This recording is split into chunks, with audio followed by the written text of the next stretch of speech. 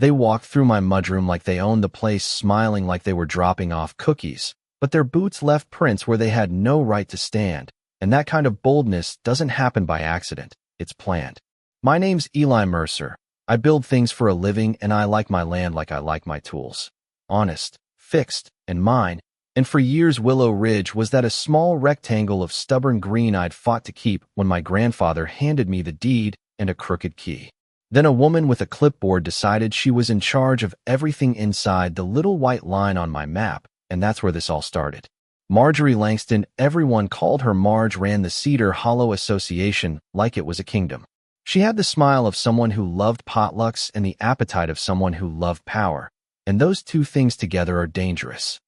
At first it was small stuff, almost silly, friendly visits about community garden rules, a flyer tucked under my gate about paint colors, compliments that hung in the air and smelled faintly of accusations.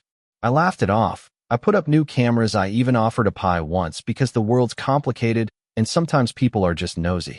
But the sort of nosy that becomes ownership doesn't stop at the mailbox. The robe incident is the one people ask about, and I tell it the way it happened because the truth is stranger than a neat little yarn. It was a Sunday morning coffee, a broken workbench, sunlight spilling across the oak floor, and there she was, in my kitchen doorway, wrapped in someone's old robe like she was in a hotel, sipping from a wine glass like she'd been invited to stay. She didn't knock. She didn't apologize. She said, in that honeyed voice of hers, "Eli, we're just checking on your compliance." And then she walked deeper into my house like a person testing which coat will fit. I stood there, a mug cracking in my hand, and my first thought was how small this moment felt and how enormous it became, because I pressed record with my phone and every inch of that trespass is on tape. When you get used to being left alone, every invasion rearranges the inside of you. At first I wanted to yell, to shame her in front of the camera, but something quieter took over. I started to document. I measured, I photographed, I logged dates and times. I talked to neighbors who'd laugh politely when Marge came by, and then confessed, in softer tones, that she'd done things to them too. A fence post moved for safety, a driveway line redrawn for uniformity. The pattern showed up when you looked for it, little acts that stacked into a machine. Then came the sabotage that looked like clumsiness and turned out to be intent. My mailbox was ripped off its post and thrown into the ditch. A hole drilled through the hinge of the workshop door. One camera smashed clean. Whoever did it knew what they were breaking, not for randomness, but for effect, to make me spend nights worrying, to remind me that corner of land didn't exist in isolation. I'll admit it, fear is a useful teacher. It taught me to be meticulous, to collect invoices, to save messages, to set up a second layer of cameras with battery backups, and to learn, painfully, how little a sheriff's deputy can do when the dispute sits between neighbors and bylaws. The first time Cedar Hollow hired contractors who simply arrived on my property to repair common access, I felt something open inside me, not rage at first, just a slow, steady recognition that this was not going to stop unless someone put a line in the sand. Deputy Harlan came, looked at the plat map, and said, in the kindest voice, "These things take time. That's code time for them to get what they want. Time for the evidence to get moved, time to let neighbors forget." I learned then that institutions can be polite and still be weaponized. Rules can be used as hammers, and a smile can be a battering ram. Which is why the night raid almost feels like a horror film when I tell it, because it had every element you expect in a nightmare. The late thrum of a utility truck, the clatter of chains, the faint floodlight glare cutting across the gate. Men moving like they had authority and no shame. They cut the padlock and worked like they had permission, prying panels off, trying to haul away my solar array and the irrigation pump that keeps my little orchard alive. I'd been asleep upstairs. Tommy, my neighbor who lives 2 lots over with the mutt and the terrible guitar, woke me with a shout, and by the time I was at the kitchen window the truck backed away and a plate number flashed into my camera feed. We didn't go out there with guns, that's not us, but my neighbor, a retired mechanic named Luis, brought a flashlight and a roar he used on stubborn engines and human miscreants alike. When the men saw a 3-man flashlight-wielding posse on the porch, one of them muttered under his breath, "Marge said no one would be here." And that was the line that stitches the whole thing together. Permission, not accident. They fled. We had a license plate and a recording. That recording became everything. What I didn't expect, and what changed this from a neighborhood spat into a legal saga, was how much of the HOA's power came wrapped in paperwork. Behind Marge's smiles were vendors with unfamiliar names, invoices for services nobody could verify, shell companies that specialized in moving fences and landscaping adjustments. The paper trail smelled like a laundering operation for bad intentions. The money flowed in predictable ways. I started to hand copies of recordings and invoices to a lawyer I trusted, a woman named Priya who drinks terrible coffee and has a concentration that can turn a messy issue into an argument that a judge cannot ignore.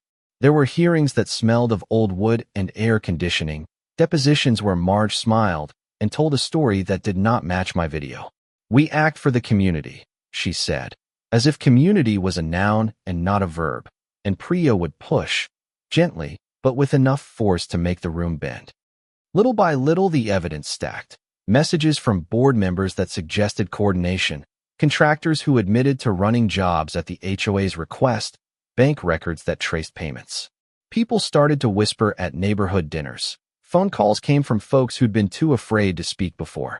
The real turning point wasn't a dramatic courtroom shout those happen in movies. It was when a local reporter ran a piece with my name and the timestamped footage, and the county started asking questions. That scrutiny made the machine in the HOA rattle. People who'd been complicit found it easier to send an email than to stand beside Marge in public, and one by one the pieces loosened. There was an investigation that found misuse of funds, and the county froze accounts while auditors traced who profited. The board dissolved itself within weeks, citing administrative irregularities, and Marge resigned with the kind of dignity reserved for people who've been caught. But closure isn't as tidy as headlines. I got some restitution, more cameras, a restraining order, and a court acknowledgement that trespass had occurred, all of which is important, but what I remember is quieter. The way my hands shook the first time I turned my key and walked into a house that felt watched, but was now watched from the outside by law.